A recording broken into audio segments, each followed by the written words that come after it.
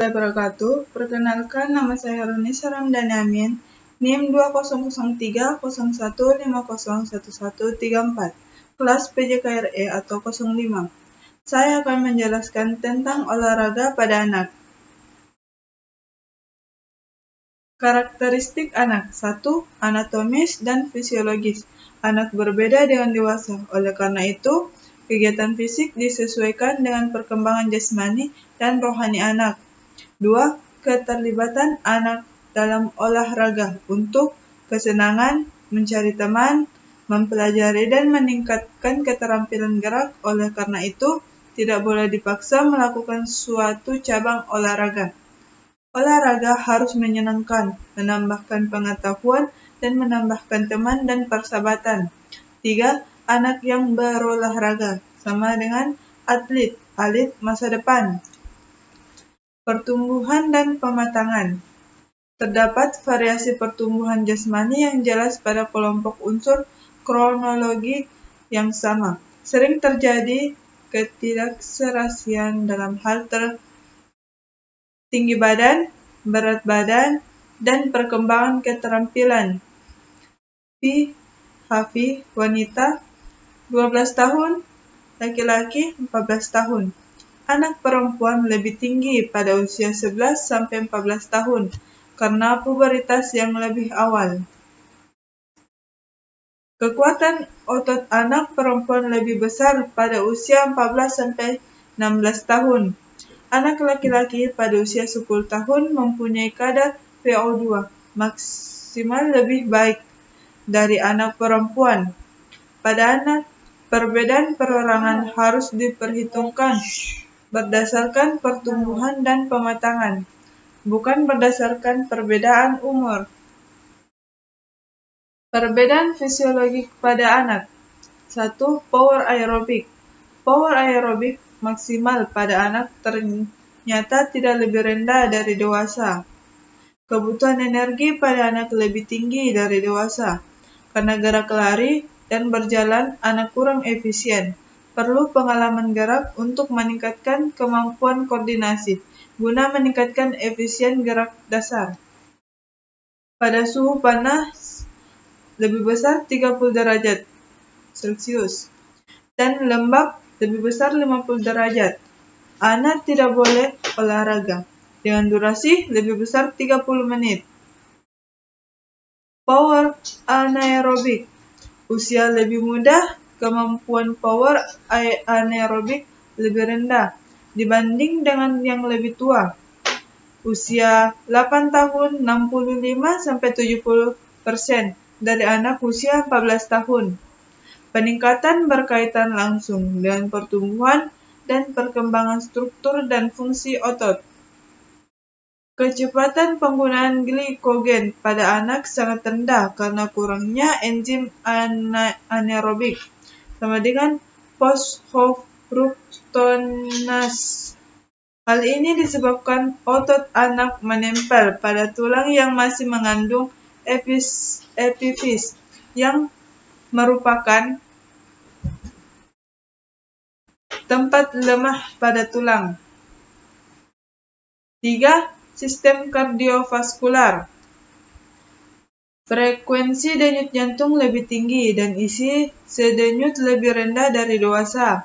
Penyesuaian peredaran darah perifer lebih baik terhadap olahraga daripada orang dewasa. Terjadi ekstraksi O2 yang lebih efisien di jaringan. 4.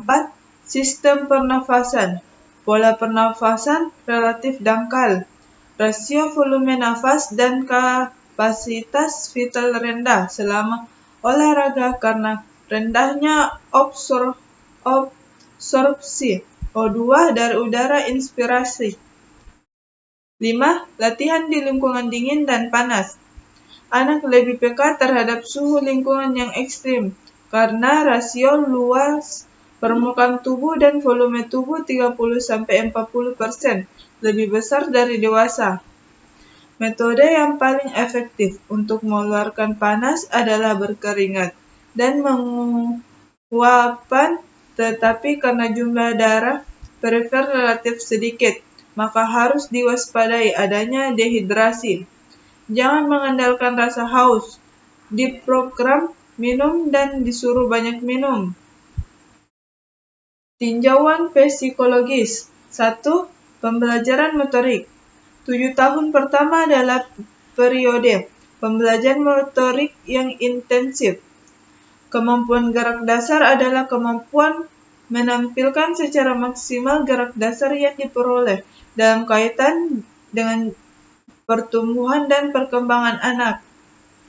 Dalam lingkup fisiologi, semua gerak ini bersifat anaerobik. Terdapat juga unsur ketepatan. Contoh, meloncat sejauh-jauhnya tanpa awalan.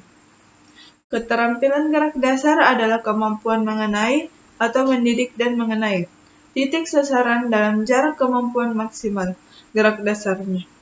Terdapat unsur ketepatan. Contoh, meloncat ke depan untuk menginjak titik sasaran yang tidak lebih jauh dari kemampuan maksimalnya. Keterampilan gerak pembelajaran adalah keterampilan gerak hasil pembelajaran gerak kecabangan olahraga. Kandungan akurasi sangat tinggi. Contoh, netting pada badminton, salto pada selam, dan sebagai berikut. Penghargaan pada anak menimbulkan perasaan mampu dan merasa berhasil. Rasa percaya diri, perilaku yang menyenangkan, mendapat tujuan yang diinginkan, dan mendapat kekaguman dan penghargaan yang lain. Sejak usia 5 tahun, anak mulai melibatkan diri dalam permainan dengan kompleksitas yang lebih besar yang meliputi unsur kerjasama dan kompetisi. Permainan formula beregu belum lazim untuk anak di bawah 8-9 tahun.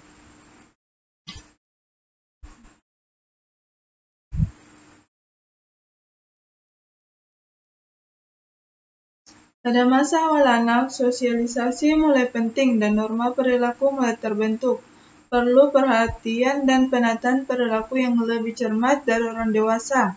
Pengaruh buruk dari konsep menang dan dengan segala cara harus dihindari dengan memberikan pendidikan yang positif dari orang tua, pelatih, pejabat, dan badan-badan yang mengelola mereka. Sasaran penyelenggaraan olahraga anak. 1. Menghadapkan pada pengalaman gerak yang luas. 2. Meningkatkan kemampuan fisik, meningkatkan derajat sehat, dinamis. 3. Meningkatkan propriosepsi, meningkatkan kemampuan koordinasi dan respon motorik secara akurat dalam lingkup kemampuan gerak dasar dan perhatian selektif. 4. Mengembangkan sosialisasi. 5. Mengembangkan rasa keberhasilan dan percaya diri. Pengaruh positif olahraga terhadap psikologis anak bersumber pada 1. Latihan relatif aman. 2. Kepuasan dalam pencapaian. 3. Bekerja dengan tujuan yang jelas. 4. Peran perorangan yang jelas. 5. Kesiapan dan ketatan mentaati peraturan olahraga. 6. Pengalaman dan usaha bersama dengan anggota lain. 7. Pentingnya menghargai lawan. 8. Promosi olahraga secara teratur, berkelanjutan, dan berjangka panjang untuk pemeliharaan sejahtera jasmani, rohani, dan sosial. Sekian dan terima kasih. Wassalamualaikum warahmatullahi wabarakatuh.